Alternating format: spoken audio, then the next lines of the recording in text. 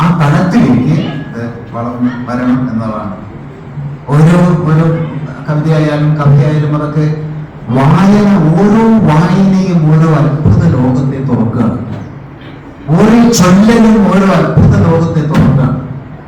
വായനയുടെ ആധുനിക ലോകത്തെ തുറന്നു കൊടുക്കണം. ക്ലാസിക്കൽ വായനയല്ല.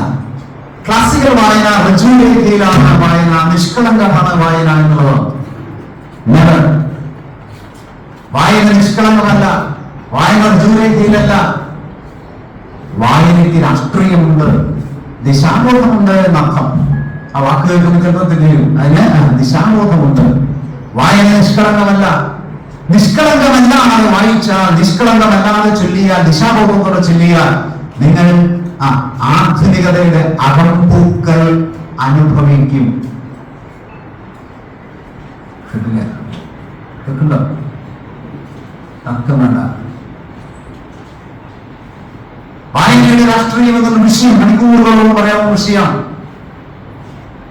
അപ്പൊ എങ്ങനെ ചൊല്ലണം, എങ്ങനെ വായിക്കണം, ഇതാണ് കുട്ടിയുമായി സംവദിക്കേണ്ടത്. അതാണ് ആ തലത്തിലേക്കാണ് കുട്ടിയെ വളർത്തിയെടുക്കേണ്ടത്. ആധുനിക വിദ്യാഭ്യാസം, ക്ലാസിക്കൽ വിദ്യാഭ്യാസത്തിൽ എല്ലാവരും പിടിയും മാറ്റണം എന്ന് വ്യക്തമാവണം. ജാതിഭേദം മതദ്വേഷം ഏതുമില്ലാതെ സർവരും സോദരത്വേന വാഴുന്ന മാതൃകാസ്ഥാനമാണിത്. കേട്ടില്ലേ? കേട്ടിട്ടുണ്ടോ?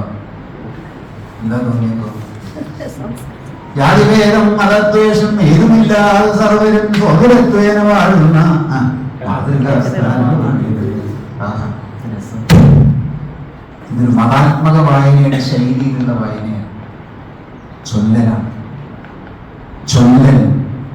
ചൊല്ലലിന്റെ മാനം മാറിയാൽ ഉൾക്കാഴ്ചയുടെ മാനം മാറും, സന്തോഷത്തിന്റെ മാനം മാറും. ഇത് തന്നെ നോക്കൂ, സംവാദാത്മകമായി, അതുപോലെ തന്നെ വിമർശനാത്മകമായി, വേറെ വാക്ക് പറയാനാണ് ഉദ്ദേശിക്കുന്നത്. വിമർശനാത്മകമായി അതിനെ വായിച്ചാൽ വേറൊരു ഉണർച്ച ഉണ്ടാകും. നോക്കൂ, ഇങ്ങനെ വായിച്ചു നമ്മുടെ മനസ്സിൽ ഒന്നും കൊണ്ടില്ല. ഒരു നല്ല നല്ല 4 വരികള് നമുക്ക് കേട്ടു, നന്നായിട്ട്. ഇത് രസമാണ്. മലയപ്പൂലയനമാടത്തിൻ മുറ്റത്തു മഴ വന്ന നാളൊരു വാഴ നട്ടു. എന്തൊരു പദഭംഗി, എന്തൊരു പദവിന്യാസം. മലയപ്പൂലയനമാടത്തിൻ മുറ്റത്തു മഴ വന്ന നാളൊരു വാഴ നട്ടു.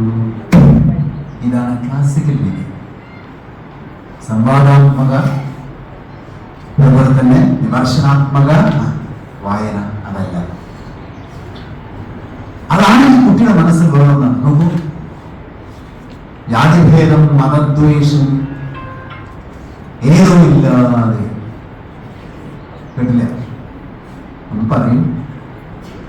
അതേ കവിത ഞാൻ വേറെ തരത്തിൽ പറയുന്ന ചൊല്ലാൻ പറയുകയാണ്. അതിനൊരു ഗ്യാപ്പിട്ടു. അടുത്ത വാക്ക് പറയും. ജാതിഭേദം മതദ്വേഷം ഏതുമില്ലാതെ. അടുത്ത വാക്കുറക്കെ പറയും. സർവരും.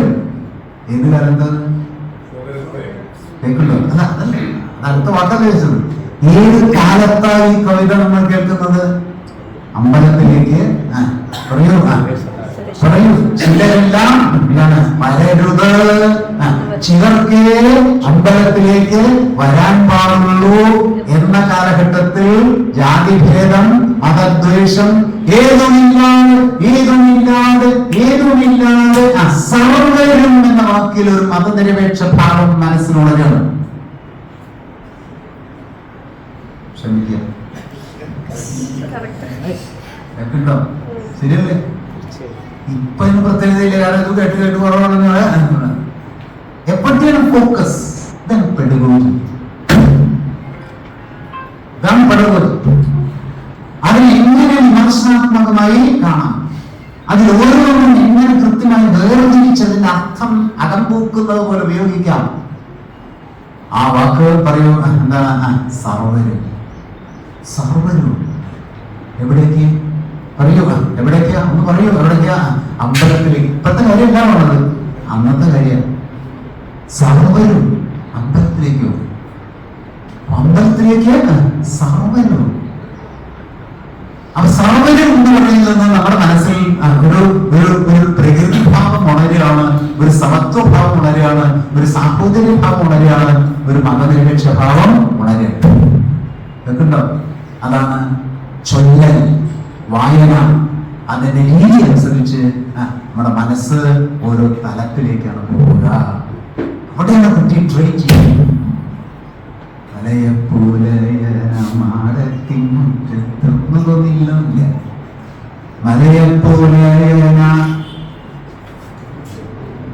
പറയൂ, അടുത്ത വാക്കെന്ന് പറയൂ ഉറക്കെ. മാടോ മാടോ മാടോ വീടല്ലേ?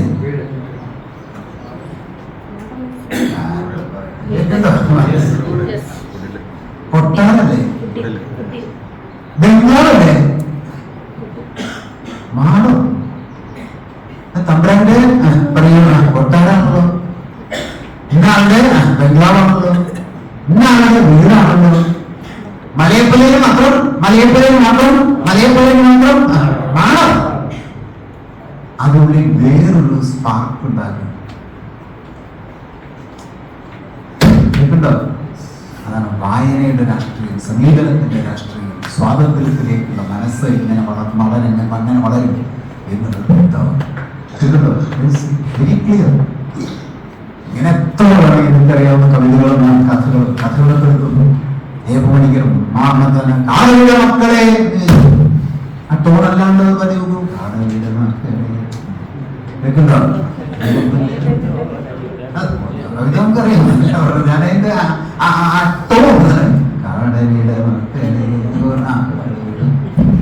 കാടയുടെ മക്കളെ കാണാനില്ലോ, പറയോ കാടില്ലോ. അതിനെതിരെ എന്താണ് പ്രതിഷേധിക്കേണ്ടതെന്നല്ലോ. അതാണ് ആധുനിക കവിത. അതാണ് 50കളിലും 60കളിലും വന്ന ആധുനിക പ്രസ്ഥാനം. ചോരഞ്ചിക്കും ചെറുവഴികളെ പറയുന്ന ആ തേരുകളൊന്നും പന്തങ്ങൾ, മനസ്സിലുള്ള ഉണർവ്. ഇതെല്ലാം എന്ന് പറഞ്ഞാൽ നിർത്തുക. ഇതെല്ലാം വളരെ പ്രധാനപ്പെട്ട ഇടപെടലാണ്. ക്ലാസിന്റെ ശാസ്ത്രം, ആധുനികത ഇത് ക്ലാസിക്കൽ വിദ്യാഭ്യാസത്തിന്റെ ഹാങ് ഓവർ ഇല്ലാത്ത ഒരു വിദ്യാഭ്യാസ പ്രക്രിയയാണ്. ശരി, ഒരു പോയിന്റ്, ഈ സ്വാതന്ത്ര്യവും ജനാധിപത്യവൽക്കരണവും ഇവിടെ നടപ്പിലാക്കാൻ തടസ്സങ്ങൾ എന്തൊക്കെയാണ് തടസ്സം? കരിക്കുലത്തിൽ, സിലബസിൽ, പാഠപുസ്തകം വരെ അതിന് തടസ്സങ്ങളുണ്ട്. ഇതാണ് വിഷയം. അത് മാറ്റം വരുത്താനുള്ള നിർദ്ദേശങ്ങൾ പോലെ അതിൽ പ്രധാനമായിട്ട് 5 പോയിന്റ് ഞാൻ പറഞ്ഞു. കരിക്കുലം ഓരോന്നെടുത്തോളൂ, മനസ്സിലേതെങ്കിലും ഒന്നെടുത്തോളൂ. ഞാൻ ഈ പറയുന്ന പോയിന്റുകൾ എടുത്തോളൂ. ഈ സ്വാതന്ത്ര്യം, കുട്ടിയുടെ ഈ സ്വാതന്ത്ര്യം ഉണ്ടാകാതിരിക്കുവാനുള്ള തടസ്സങ്ങളിൽ ഒന്ന് ഫ്യൂഡൽ ജ്ഞാന സങ്കല്പത്തിന്റെ ഹാങ് ഓവറാണ്. അത് നമ്മുടെ കരിക്കുലത്തിലുണ്ട്, അത് നമ്മുടെ പാഠ്യപദ്ധതിയിലും നമ്മുടെ പാഠപുസ്തകത്തിലും. കേരളത്തിൽ അത് വളരെ കുറവാണ് എങ്കിൽ പോലും ഇൻ ജനറൽ നമ്മൾ നോക്കിക്കഴിഞ്ഞാൽ, രാജ്യത്ത് നോക്കിക്കഴിഞ്ഞാൽ ഫ്യൂഡൽ ജ്ഞാന സങ്കല്പങ്ങളുടെ ഹാങ് ഓവർ ഉണ്ട്. അപ്പൊ കരിക്കുലത്തെ ആദ്യം പരിഷ്കരിക്കേണ്ടത് ഈ ഫ്യൂഡൽ ഹാങ് ഓവറിനെ ഇല്ലാതാക്കുക എന്നുള്ളതാണ്. ഫ്യൂഡൽ ഹാങ് ഓവർ അവിടെ വെച്ചിട്ട് ഇവിടെ പുസ്തകത്തിലൂടെ വേറെ ഒന്നും പഠിപ്പിക്കാൻ ശ്രമിച്ചാൽ നടക്കില്ല. അതുകൊണ്ടാണ് ഈ മാറ്റങ്ങളൊക്കെ നടന്നിട്ടും ചിലർക്കൊന്നും എഴുതാറില്ല എന്നൊക്കെ ചിലർ പറഞ്ഞതിന്റെ കാരണം റൂട്ട് എടുക്കുന്നതിന്റെ പിന്നിൽ ഇതിന് ഈ സ്വാതന്ത്ര്യത്തിന്റെ തടസ്സങ്ങൾ എന്തൊക്കെയാണെന്നുള്ളതാണ്. കാരണം സയൻസ് ആണ്. ആ ഫ്യൂഡൽ ഹാങ് ഓവർ ഉള്ളപ്പോൾ അതനുസരിച്ചാണ് അധ്യാപകൻ പെരുമാറുന്നതും പരീക്ഷ നടത്തുന്നതും എല്ലാം കേട്ടില്ല. എന്തെങ്കിലും ഒന്നും പറഞ്ഞു കേട്ടോ? എന്തായാലും ഉണ്ടായി. അതാണ് ഫ്യൂഡലിസം. എന്തിന്റെ ശബ്ദമാണ്? എന്താണ്? അധികാരത്തിന്റെ ശബ്ദമാണ്.